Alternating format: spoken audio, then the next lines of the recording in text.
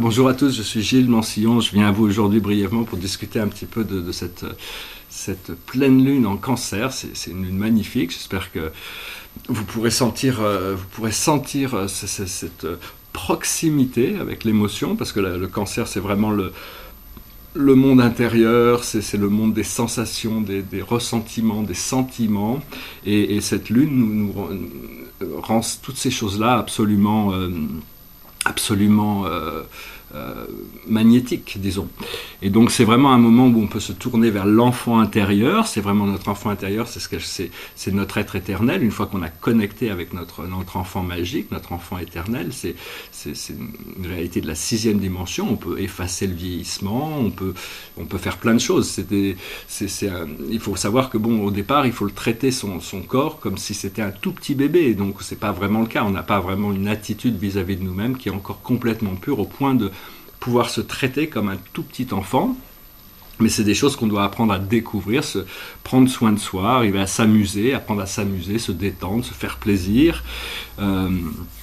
Et puis je voulais aussi rajouter, parce que j'ai oublié de le dire dans la version française, quand je parlais des fois, il peut arriver qu'on a des pensées négatives ou des émotions négatives vis-à-vis des autres, et donc essayer de ne pas l'utiliser, de ne pas utiliser ça, de détendre, d'envoyer des pensées neutres ou positives aux autres, parce que tout ce que les gens qu'on a rencontrés ou croisés dans notre vie, on a créé, il y a des liens énergétiques, c'est des super cordes qui nous connectent à tout, des cordes qui nous connectent à tous les êtres qu'on a croisés, qu'on a connus. Alors il y en a qu'on a connus très bien, puis il y en a d'autres qu'on a juste croisés dans la rue une fois, mais tout est enregistré, et ces cordes peuvent rester dormants, et puis tout d'un coup, il peut y avoir la mémoire de quelqu'un qui revient. Et si on a une pensée négative avec quelqu'un, c'est un petit peu comme si la corde se tendait. Et puis des fois, ça claque, et donc on reçoit des retours émotionnels. Donc essayez d'être bienveillant dans vos pensées, pardonnez aux autres, pour arriver à mettre de l'or, de la lumière dorée sur tous ces cordes. Comme ça, toutes vos relations avec tout le monde extérieur est complètement englobée dans cette lumière dorée. Donc ça vous permet de pacifier tout votre corps mental et émotionnel.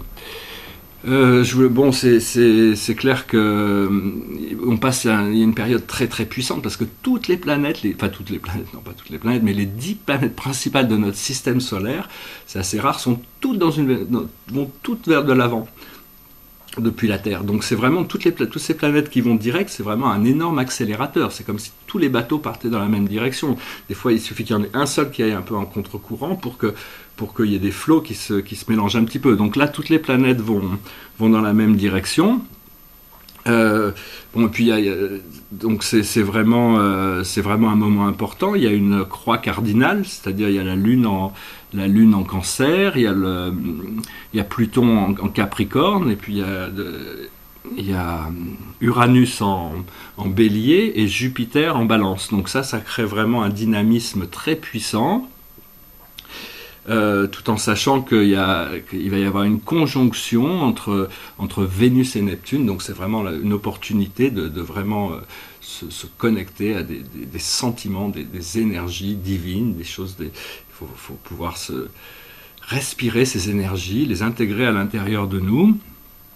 Et donc, il y a beaucoup de guérisons aussi qui peuvent se passer, parce qu'il y a Pallas, Chiron et Neptune qui sont presque en conjonction avec le nœud du Sud. Donc c'est toutes ces vieilles blessures. Le nœud du Sud de la Lune, c'est tout notre passé karmique, et donc on est en train de guérir tout ça.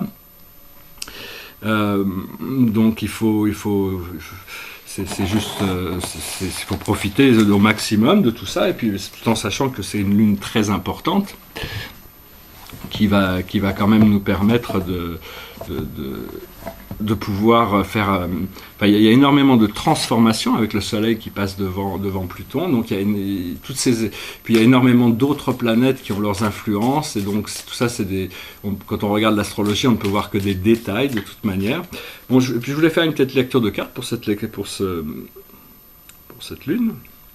Alors d'abord, on va voir au niveau... Je vais faire un petit peu différent cette fois-ci, je vais faire...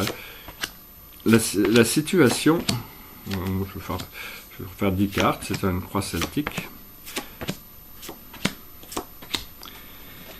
La situation, c'est retrouver nos pouvoirs. C'est vraiment revenir sur l'état de se retrouver comme conscient de sa création, être pouvoir de sa création, être toujours dans le moment présent, être toujours avec des options de création, avec des options de direction, où on n'est plus bousculé par la vie, mais c'est nous qui contrôlons le flot du temps. C'est vraiment une prise de pouvoir, c'est vraiment quelque chose de très important qui est possible, qui est tout de suite là.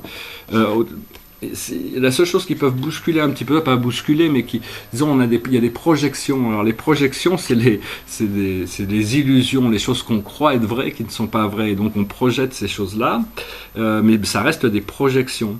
Donc il faut vraiment rester connecté sur ça. Au fur et à mesure, les illusions se révèlent pour ce qu'elles sont et la vérité se révèle aussi pour ce qu'elle est.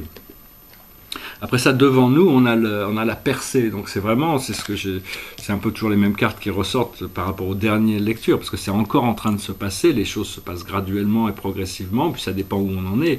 On a tous un temps personnalisé par rapport à tous ces événements, ces choses, même si on a des réalités en commune.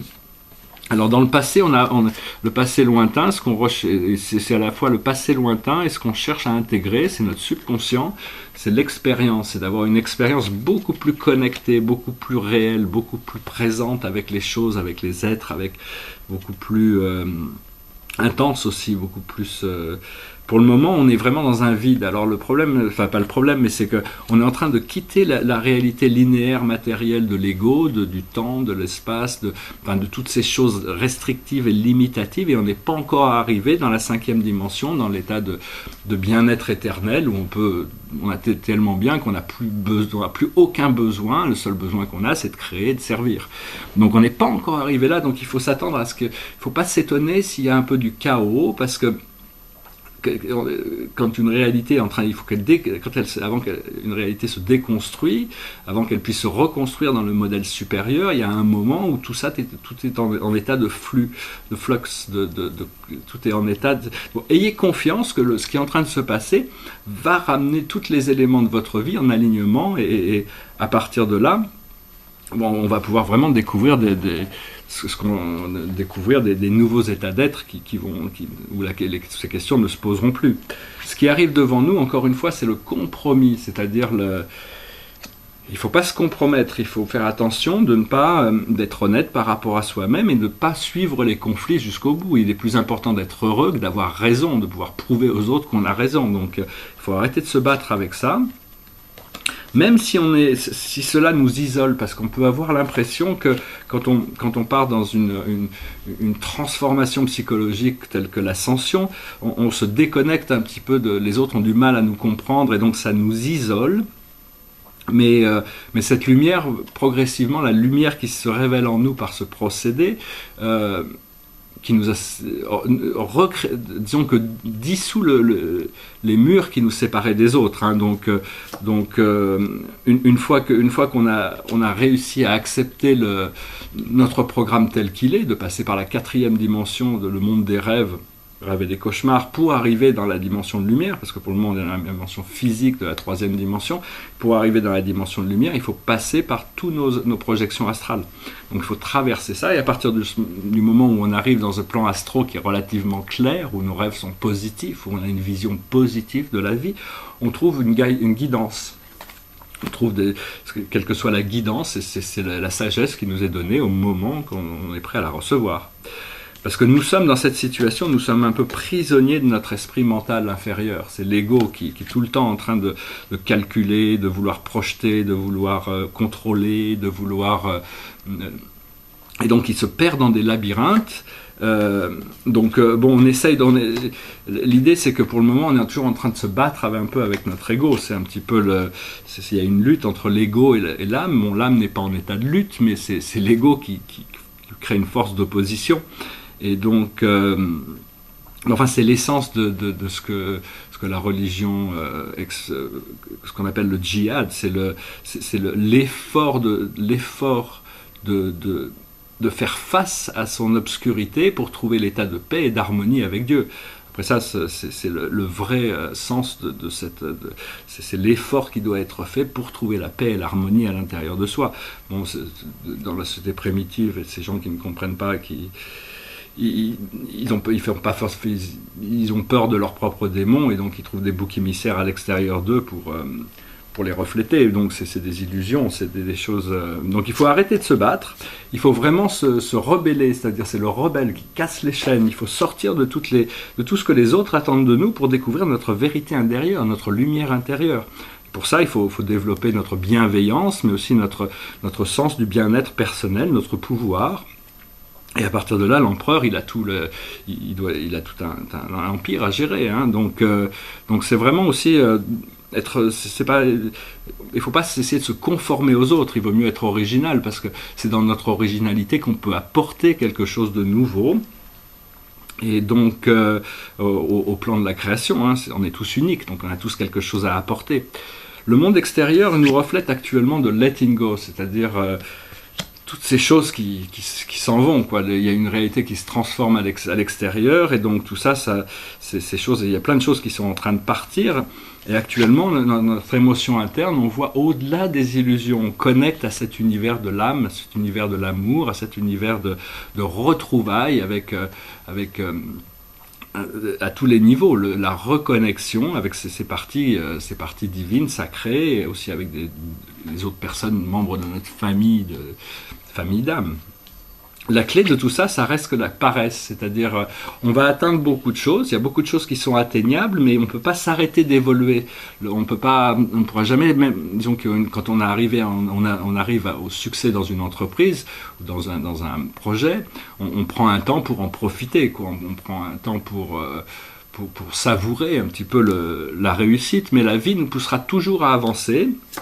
Et donc on ne peut pas se contenter de succès matériel, il faut avoir confiance que la vie nous emmène vraiment vers quelque chose de différent, vers quelque chose de nouveau, vers quelque chose de meilleur. Et donc il faut voir cette percée, et à tout moment on peut avancer, on peut faire des sauts quantiques, et les projections, toutes les projections qu'on a faites, c'est nos désirs, et donc on ne pourrait pas avoir tous les désirs qu'on a, les désirs profonds viennent de notre moi divin, ce sont des choses ça veut pas dire, on peut pas renoncer à notre corps de désir, c'est ce qui nous fait avancer. Donc il faut essayer de comprendre quelles sont les choses qui sont acceptables pour nous, quelles sont les choses qui ne sont pas acceptables pour nous, où se trouve notre plus haute joie, notre plus haut épanouissement, notre plus haut bonheur, là où on a le plus de sens d'aventure, de liberté, et puis à partir de là on devient le rebelle. Et on reste quand même connecté avec la guidance, parce que bon, on ne peut pas vraiment savoir, on n'a pas tous les éléments qui nous permettent de toujours avoir une vision d'ensemble de toutes les situations, alors que ceux qui nous guident dans le plan invisible ont une bien meilleure vue, donc vous pouvez vraiment leur faire confiance. Voilà, j'espère que cette lecture aura été intéressante pour vous, je vous souhaite une excellente journée, puis je vous dis à très bientôt. Namasté.